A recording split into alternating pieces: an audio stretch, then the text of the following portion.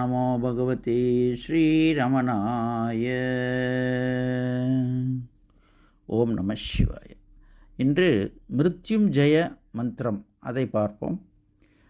மிருத்யுஞ்சய என்றால் இறப்பை வெல்லக்கூடிய மந்திரம் என்று பொருள். இது சிவபெருமானை பார்த்து சாண்டிங் ஜபம் செய்யக்கூடிய ஒரு மந்திரம். இதை சாஸ்திரத்தில் என்ன சொல்வார்கள் என்றால், இரக்கம் தருவாயில் இருப்பவரிடம் எல்லோரும் அமர்ந்து இதை தொடர்ந்து ஜபம் செய்தால், ஒரு 10-20 பேர் 30 பேர் உட்கார்ந்து ஜபம் செய்தால் அவர் மோட்சம் கிடைக்கும் என்று சொல்வார்கள். அவர் அந்த இரக்கம் தருவாயில் ஏற்படக்கூடிய உடல் வலி மனவலி எல்லாம் நீங்கும் என்றும் சொல்வார்கள். அதை நான் நேரிலும் பார்த்திருக்கிறேன்.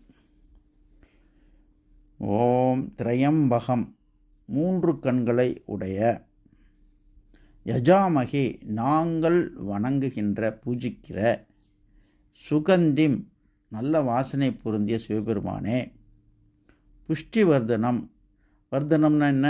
செல்வம், நல்ல செல்வங்களை கொடுக்கக்கூடிய சிவபெருமானே, அப்படிப்பட்டவரை நாங்கள் பூஜிக்கிறோம். உருவார் உகம் என்றால் வெள்ளரி பழம். இவ பந்தனாத், பற்றிலிருந்து விடுபடுவதை போல. இவ என்றால் போல. எப்படி வெள்ளரி பழம் அந்த கொடியை காயாக இருக்கும்போது பலமாக பற்றி கொண்டிருக்கும், அதை நீங்கள் பிடுங்கினால் கூட பிடுங்கவே முடியாது, கொடிதான் அந்து வரும். ஆனால் பழம் ஆகிய பிற்பாடு அது அந்த கொடியிலிருந்து மிக சுலபமாக அதுவே கழண்டு வரும். அதுபோல இந்த பற்றுக்கள் எல்லாம் முதிர்ந்த போது காய் பழமாக மாற வேண்டும். அந்த முதிர்ச்சி எனக்கு வந்து இந்த பந்தங்களிலிருந்து விடுதலை பெற வேண்டும். இயற்கையாக எந்தவித அந்த கொடிக்கே தெரியாமல் எப்படி அந்த பழம் கழன்று விடுகிறதோ, அதுபோல் இந்த ஜீவாத்மாவுக்கே தெரியாமல் முக்தி என்னை வந்து சேர வேண்டும் என்று இந்த பிரார்த்தனை கூறுகிறது. மிருத்யோஹோ, எந்த பந்தம்? மிருத்யோஹோ, இறப்பிலிருந்து என்னை முக்ஷீய விடுவிப்பாயாக. லிபரேட், முக்தியிலிருந்து முக்ஷீய வருகிறது, மோட்சம் வருகிறது, முமுட்சுத்துவம் வருகிறது. முமுட்சுத்துவம் என்றால் உண்மையான ஒரு சிஷ்யன் என்று பொருள். இப்போ அதுக்கு கேட்கும்போது மோக்ஷோமே பூயாத் என்று அதுக்கு சொல்வார்கள்.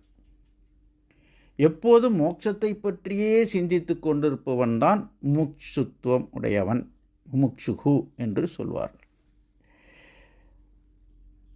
அப்போது என்ன அடைய வேண்டும் என்றால் முக்தி, அதை பற்றியே சிந்திப்பது, அதற்காகவே வேலை செய்வன் முமுட்சுத்துவம் அடைந்தான் என்று கூறுவார்கள்.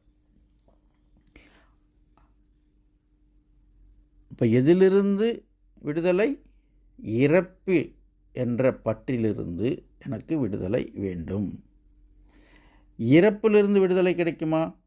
அதுக்கு தான் சொல்கிறார் பந்தனாத், பந்தம், இறப்பின் மீது ஒரு பந்தம், இறந்து விடுவோம் என்ற ஒரு பந்தத்தினாலே பல காரியங்களை மனிதன் தொடர்ந்து செய்கிறான். அப்போது அந்த பற்று நீங்க வேண்டும். எப்படி?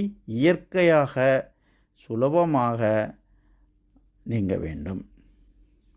ஒரு காய் பழமாகும்போது அது தன்னைப்போல கொடியிலிருந்து விலகுகிறது.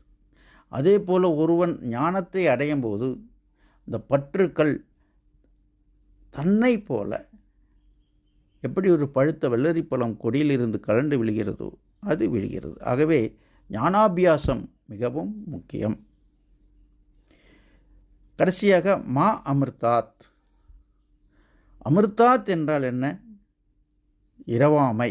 இரவாமையிலிருந்து என்னை விடுவித்து விடாதே என்று பொருள்படுவது போல இருந்தாலும், அந்த இரவாமை வேண்டும் என்ற அந்த எண்ணத்திலிருந்து, அந்த சங்கல்பத்திலிருந்து என்னை விடுவித்து விடாதே.